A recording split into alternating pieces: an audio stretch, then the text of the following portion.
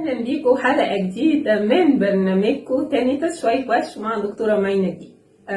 النهارده اسمع معانا الحلقه دي لو انت حاسس اني انا لوحدي كده كويس قوي وزي الفل ومش محتاج حد. انا مش محتاج حد معايا، انا عايزه ابقى وحدي والدنيا وحدي، انا كده لطيف ومبسوط ومرتاح. لو انت عندك الاحساس دي اسمع الحلقه دي وشوف ده اي نوع من علاقات انت بتعملها.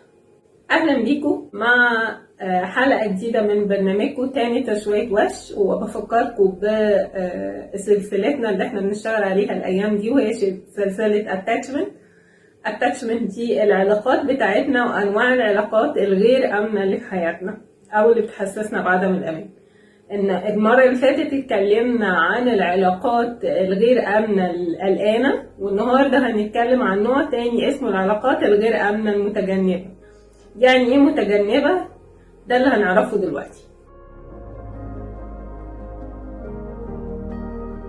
اللي بيعمل علاقات امنه متجنبه ده شخص بيشوف نفسه واثق من نفسه جدا، عارف يبقى independent كويس. انا بعمل حاجاتي بطريقه سهله وبسيطه، وعارف ارضي نفسي واعمل اصدقاء حواليا كتير.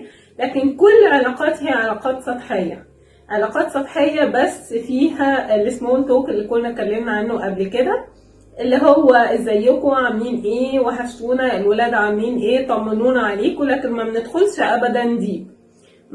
ابدا ديب، لاني لو حاولنا نقرب اكتر من كده دي بتبقى بالنسبه لي نوع من الخوف والقلق والتوتر، فانا ببعد على طول.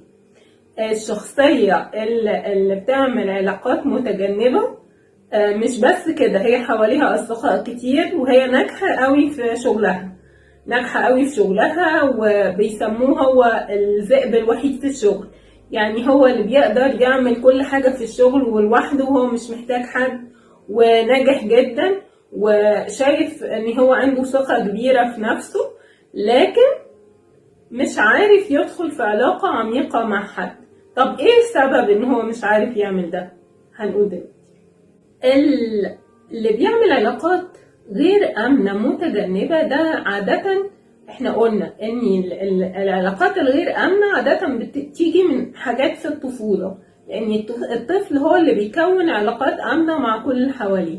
لو اللي بيقدم الرعاية للطفل وبابا وماما بيعملوا علاقة آمنة مع الطفل، بيكبر وبيبقى عارف يعمل علاقات آمنة مع كل الناس حواليه. لكن لو في مشكلة في العلاقة دي، عادة ما بيلاقي الطفل لما يكبر مشاكل في علاقاته مع كل اللي حواليه، وبتعمل زي رسم لصورة علاقاته مستقبلا شكلها ازاي. العلاقات الغير متجنبة دي بيعملها واحد طالع من أسرة الأب والأم فيها سلطويين، واحنا كنا اتكلمنا في فيديو قبل كده عن الأب وأم غير سلطويين، كان بعنوان عشان أنا قلت كده. بابا وماما حازمين جدا لكن مش بيقدموا مشاعر، ده بيخلي الطفل في علاقاته خايف يعبر عن مشاعره او يتكلم او يقول اللي في نفسه. الحاجة دي بتخلي الطفل بابا وماما متوقعين كمان ان الطفل قادر يكبر نفسه ويكون independent. هو بيبقى يطلع كده، هو شايف ان هو عيب يعبر عن مشاعره ومحدش هيسمعه اساسا، فالكلام ده كلام لازم نخبيه، فهو بيكتمه جواه ويبتدي يكون قدام الناس كلها وقدام نفسه انا independent، لكن هو حاجز شوية خوف كتار قوي جواه. من بره يبان ان هو اجتماعي قوي وبيصاحب كل الناس وبيكلم كل الناس، لكن هو مش اجتماعي ولا حاجة، هو مش بيدخل جوه الناس ابدا ولا بيسمح لحد يدخل جواه. حتى في علاقة الزوج والزوجة هما الاتنين بيبقوا قريبين، لكن الشخص الغير آمن بعلاقة متجنبة لو في طرف من الزوج أو الزوجة بيبقى مش قادر يدخل جوه الطرف التاني ولا يسمح للتاني يدخل جواه، وبيعيشوا مع بعض لكن هو حاسس بانعزال نفسي بعيد عنه. ودي بنشوفها بأمثلة كتير، يعني بيخاف يعبر عن مشاعره قدام الطرف الآخر أو حتى أفكاره، بيخاف من الحب، بيخاف يسأله ماله، بيخاف يسمعه ويسمع حكاياته عن مشاعره أو أفكاره أو عند مرحلة معينة من إن حد هيجي يحكي مشاعره تلاقيه هو بيهرب، لأن هو مش عايز يسمع، مش عايز يدخل جوه حد ومش عايز يسمع حد.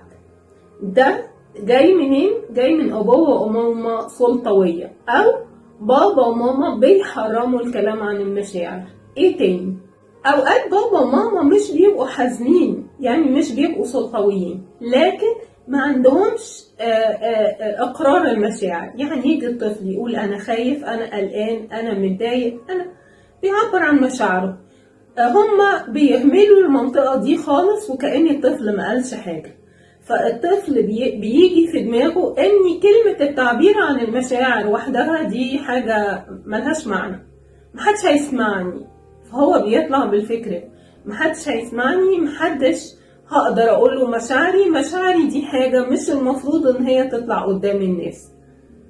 ايه تاني؟ بابا وماما غالبا مش متواجدين عند الكلام عن المشاعر، يا اما بيغيروا الموضوع يا اما بيسيبوا طفل بيمشوا، هما مش عايزين يسمعوا الكلام ده خالص. النتيجة ايه؟ النتيجة ان الطفل ده لما بيكبر صحيح بيكون independent، صحيح بيكون ناجح في شغله، وصحيح بيكون ليه اصدقاء على السطح كده كتير، او يبدو ان هو كتير قدام الناس، لكن هو بيبقى شاعر بوحدة شديدة لانه هو مش عارف يعمل علاقة حقيقية عميقة. في نفس الوقت حتى لو ارتبط واتجوز هو مش عارف يعمل العلاقة دي علاقة عميقة مع اللي معاه وقريب منه. بيعيش في وحدة وبيعيش دايما حاسس ان هو خايف، عنده مشكلة بان هو حاسس ان العلاقة دي هتخسر، ومادام خسرت انا خلاص انا عايز امشي واسيب العلاقة. وابسط حاجة اقل مشكلة بتقابله مع اي حد ما عندوش استعداد يحارب عشان العلاقة دي تستمر، لا، بيقفل الصفحة ويقول خلاص انا العلاقة دي هقطعها حتى لو ما حصلتش مشكلة. اول ما اي حد يحاول يقرب منه بطريقة عميقة شوية يقفل الصفحة دي ويقول مش مكمل، انا العلاقة دي مش عايزها، انا هبعد ويبعد. يبقى الناس دول عندهم كلمة البعد كلمة سهلة جدا، ما عندوش مشكلة في ان هو يبعد حتى لو اتأزم نفسيا من البعد عن الطرف ده لان هو متعلق بيه شوية عاطفيا، لكن ما عندوش مشكلة خالص. بالنسبة له البعد امان وانا كده مطمن ومستريح، والبعد احسن ما ندخل في علاقة وتعمل لي مشاكل، او احسن ما يدخل جوايا او انا ادخل جواه، خلينا كده على السطح احسن. ولو ناوي او عايز تدخل في علاقة عميقة معايا انا مش هكمل معاك، ويبتدي يدور على سبب يخليه يمشي ويقنع نفسه بيه ويمشي. اللي عنده المشكلة دي وعلاقاته غير آمنة متجنبة معاه مشكلة خطيرة جدا لما يتجوز. ايه المشكلة دي؟ ان هو دايما قلقان من شريك حياته، قلقان من تصرفاته، قلقان من عاداته، قلقان حتى من شكله وشكل جسمه، ودي حاجة بتخليه دايما حاسس ان هو مجهد او عايش حياته دايما قلقان دايما قلقان. طب لو انا عندي المشكلة بتاعة العلاقات المتجنبة دي اعمل ايه؟ لو انا عندي المشكلة بتاعة العلاقات المتجنبة دي لازم اشخص نفسي كويس، لازم اقعد مع نفسي واعرف ان انا عندي المشكلة دي، واعرف ان انا محتاج اتغير، انا محتاج علاقاتي تبقى اعمق، انا محتاج احس بالامان، انا محتاج اخفف القلق اللي جوايا شويه. لو انا عايزه اعمل كده هعمل ايه؟ هقعد مع نفسي واشخص، واقعد مع نفسي واواجهها واقول انا معايا المشكله دي ومحتاجه اتغير. محتاج اتغير ده افهم المشكله دي جت ليه من ايام الطفوله، وافهم الوضع كان ماشي ازاي، وابتدي اعمل تدريبات لنفسي علشان اغيرها، او اسال حد مشوره ان هو يساعدني ويعمل لي تدريبات علشان اغير نوع العلاقة بتاعتي دي. العلاقة ممكن تتغير بمنتهى السهولة واحس بالامان لو انا عايز. بقينا مرة تاني هنقول فيها علاقات غير منتظمة، العلاقات دي شكلها بيبقى ازاي وعامل ايه، ودي تالت نوع والاخير من انواع العلاقات الغير امنة.